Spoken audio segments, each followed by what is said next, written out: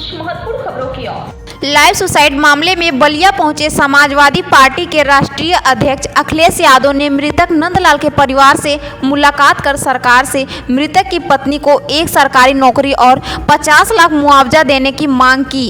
इस दौरान मीडिया के सवालों का जवाब देते हुए अखिलेश यादव ने प्रदेश के मुख्यमंत्री योगी आदित्यनाथ पर जमकर राजनीतिक कटाक्ष किया। मुख्यमंत्री ने 2 असिस्टेंट मंत्री को रखा। मुख्यमंत्री क्या होता है। वहीं सूदखोरों पर 72 घंटे बाद भी बुलडोजर नहीं चलने के सवाल पर कहा कि बीजेपी अपने लोगों पर बुलडोजर नहीं चलाती, सरकार ने केवल अन्याय करके बुलडोजर चलाया है। वहीं डिप्टी सीएम और ओम प्रकाश राजभर पर जमकर कटाक्ष किया। पेश है बलिया से नवल जी की खास रिपोर्ट। सूदखोरों का आतंक है सर। देखिए, अगर ये घटना बलिया में हुई है और जगह भी जब इस बात को लाया गया था सामने कि जब किसानों का कर्ज माफ हो रहा है तो सूदखोरों का कर्ज माफ कौन करेगा, ये सवाल उस समय भी उठा था।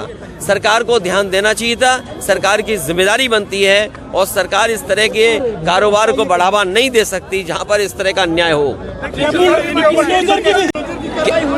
कोई सुनवाई जब नहीं हुई तभी ये कदम उस व्यापारी ने नंदलाल ने उठाया। मैं उनके परिवार से मिला हूँ। मेरी सरकार से मांग है कि उनकी पत्नी पढ़ी लिखी हैं, सरकारी नौकरी मिलनी चाहिए, सरकारी नौकरी मिले, परिवार की 50 लाख रुपए से सरकार मदद करे।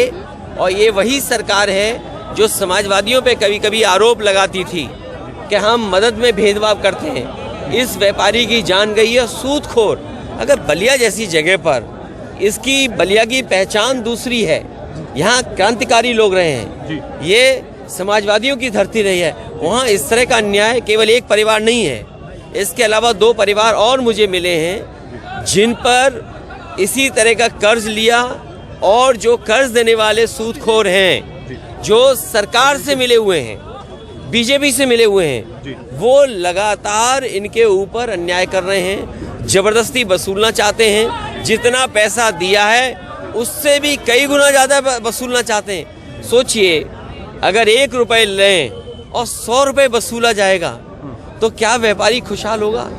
क्या कोई जिसने अपना जीवन यापन कारोबार बढ़ाने के लिए लिया होगा पैसा, ये जिम्मेदारी सरकार की है।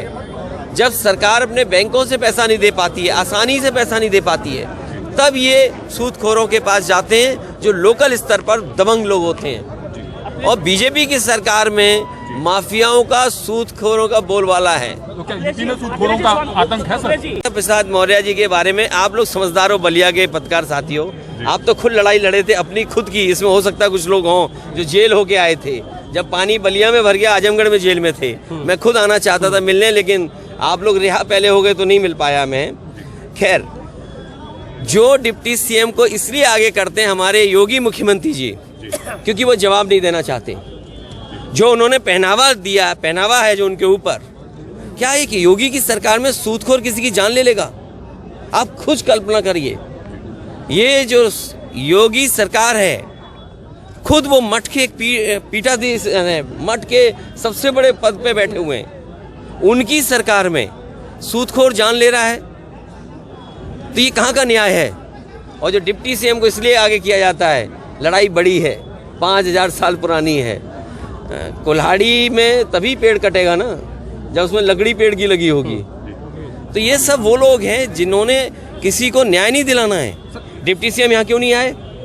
मुझे याद है बलवंत सिंह कस्टोडियल डेथ हुई उसकी, सरकार ने उसकी पत्नी को सरकारी नौकरी नहीं दी, 1 करोड़ की मदद नहीं की।